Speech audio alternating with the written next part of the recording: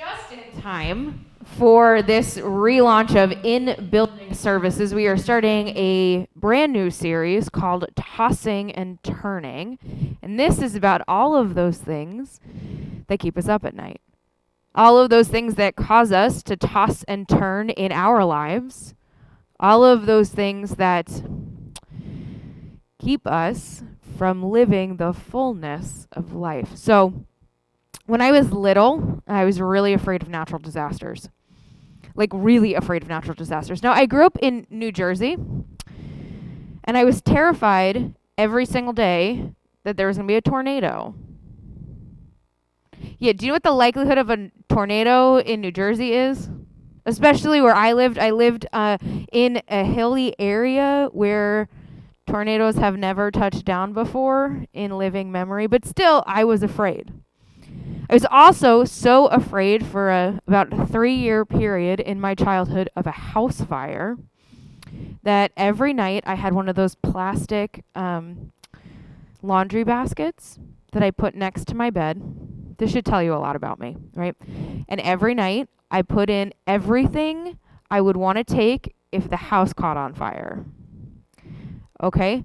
I got really mad because I couldn't put the animals in my laundry crate, and I was afraid that if a fire came, I wasn't going to be able to get the cats out in time because they don't listen very well.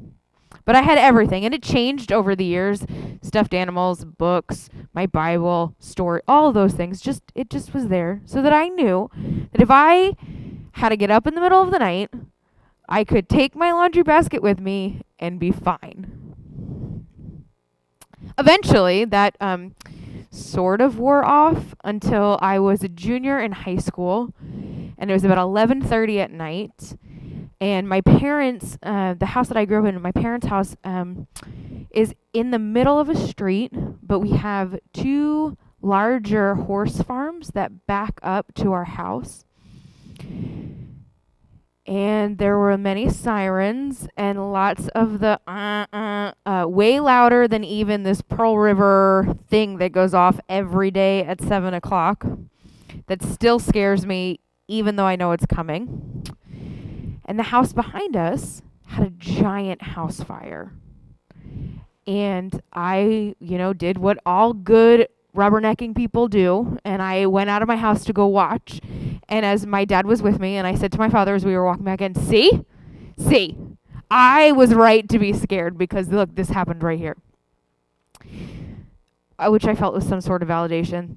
Everybody was fine in that house. It's a beautiful home. They've repaired it. Life, nobody died. It was great. All the animals lived. All of the horses. It was good. But it was one of those things that triggered in my brain, this is still a reality. And that seems like a very silly fear, right? Okay, like this is the likelihood of you having house fire is not that big. Or you may be really afraid of spiders. Or you might be like me, where you're really terrified of snakes. So much so that I refused to go into the reptile house. And one time when I was living in Kentucky, I was walking to dinner with an 80-year-old volunteer, and a little tiny green garden snake slithered past me, just like they do.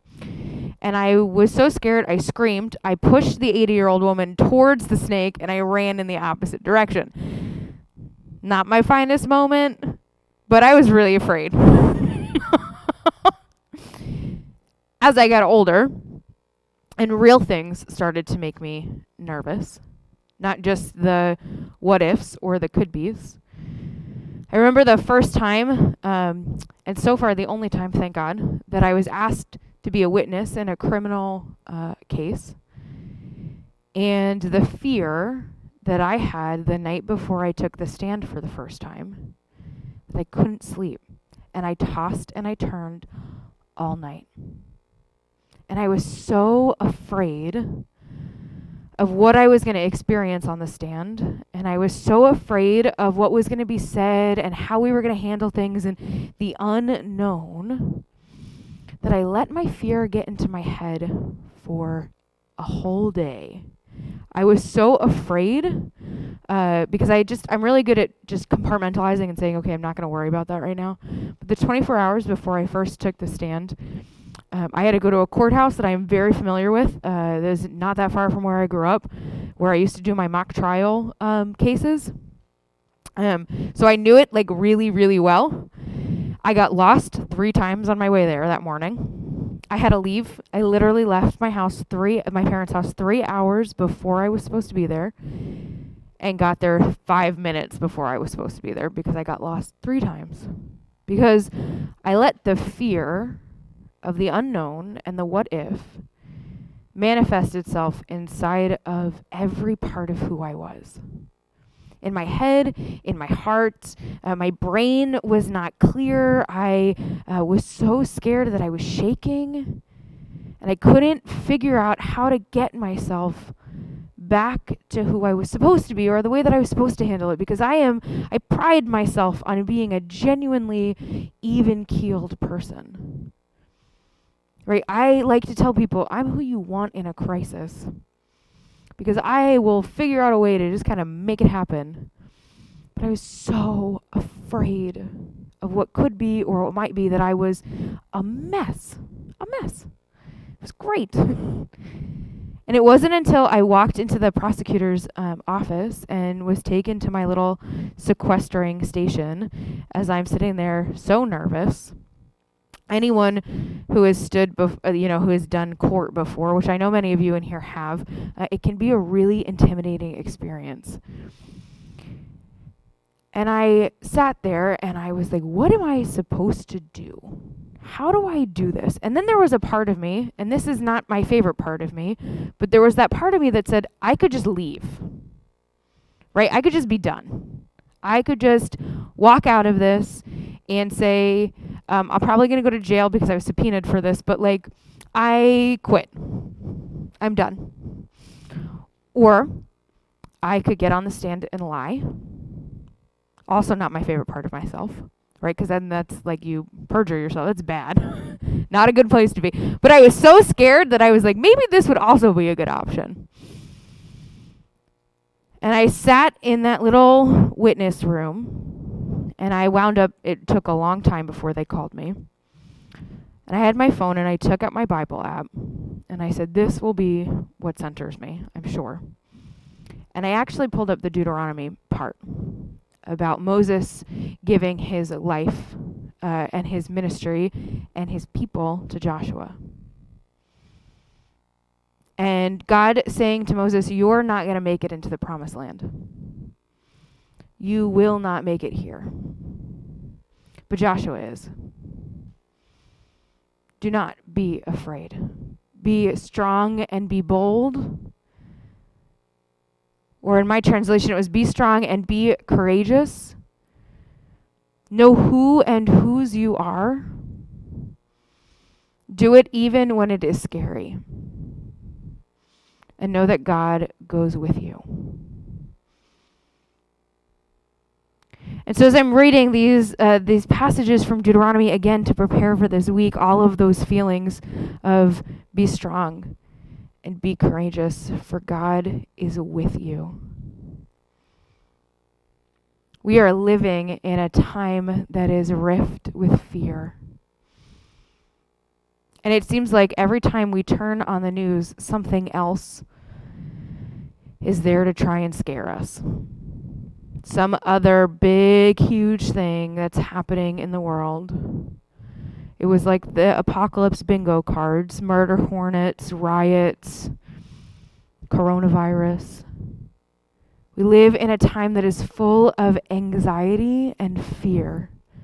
And do you know what happens when people are angry or anxious and fearful?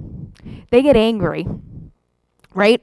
Do any of you ever? Maybe it's just me, but sometimes when I am afraid or super anxious, I get a little mean. Anybody else? A little bit, just a little bit. Uh-huh. You might not like that part of yourself. I don't like that part of myself, but it is part of who I am. Now imagine that the entire country is filled with people who are also terrified and anxious. Now everybody's a little mean. Now, everybody's a little tougher.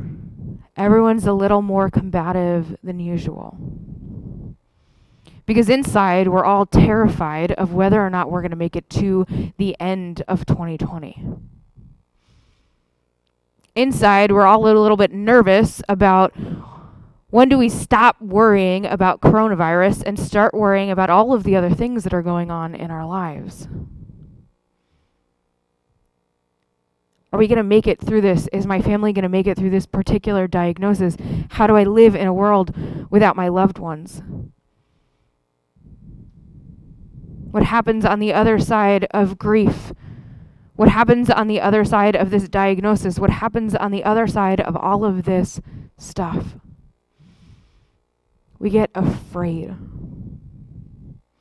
And we either get angry about being afraid, or we get that good, lovely flight thing going on, right? We want to run away. We don't want to deal with it. We get so afraid and so overwhelmed that we go, ooh, gotta stuff that in that closet and shut the door. Right? Anyone have a closet at home or at somebody else's home where you just really can't fit one more thing in there, but we're just going to shove something else in there and like kick it so you can get the door shut? Anybody else ever do that? Yeah, or maybe if you've ever moved before, I did this when I moved this last time, where I just shoved everything humanly possible in a box and like stepped on it, and just went, okay, great, this will be fine. I'll deal with this later. But what happens eventually? That closet door opens. Or you peel back the tape on that box and everything pops out. Our fears and our anxieties are valid, and we have lots of coping mechanisms to make them feel like they're not so. We either fight it out by being angry and frustrated with everybody, or we lock it far away and just put it down, push it down, push it down. It will be fine. Tape it up. We'll never touch this again. And then something minuscule happens. Like the Dairy Queen doesn't have the flavor of ice cream you want. Or their Starbucks is out of your favorite creamer. And all of a sudden, people are screaming at each other over seemingly nothing, right? You've all seen these videos, right? Of people just yelling at each other for no good reason, or a reason that we don't understand. And I think it is all the stuff in our fear-filled, anxious lives that get out. What God says to us is be strong and be courageous and know that I am with you and deal with it. Feel the fear, feel the anxiety, feel your grief and your sadness and your pain and your frustration and your disappointment. Feel all of it and know that God is with you. Feel it, go through it, own it. For God is walking with you through it. Deal with your stuff. But be strong and be courageous and know that there is nothing that God is too big for God to handle. There is nothing too scary or too overwhelming for God. That even in the midst of all of our tossing and turning, God may not wave a magic wand and fix the problem, but God stands with you. And so that moment when I was leaving the witness box and heading into that courtroom, all of a sudden I said, as I was walking out, God, come upon me. Help me to be brave and to be strong and to be courageous and to be bold and know that you are with me even in this. And God washed over me, and I was still afraid. Right? I was still scared. I was still anxious. But there was this sense in the center of my soul that I would be okay. there was this feeling like a warm orb glowing within me that knew that even though I was afraid now, and even though I was scared in this moment, God was with me. Sometimes we want the magic wand, right? We want the magic wand to come upon all of us, like God was the fairy godmother in Cinderella, and go bippity boppity boo.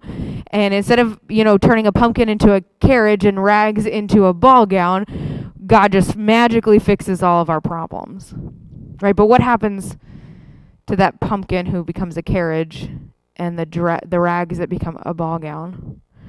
When that clock strikes midnight, it all goes away, right? Yes. Okay, I'm going to keep preaching my glasses off more often. It all leaves us because it left Cinderella with a false sense of who she was, a false sense of security.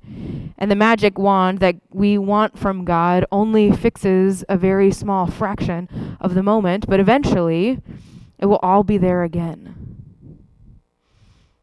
There is no avoiding the human reality that fear and anxiety and sadness and worry are a part of our narrative.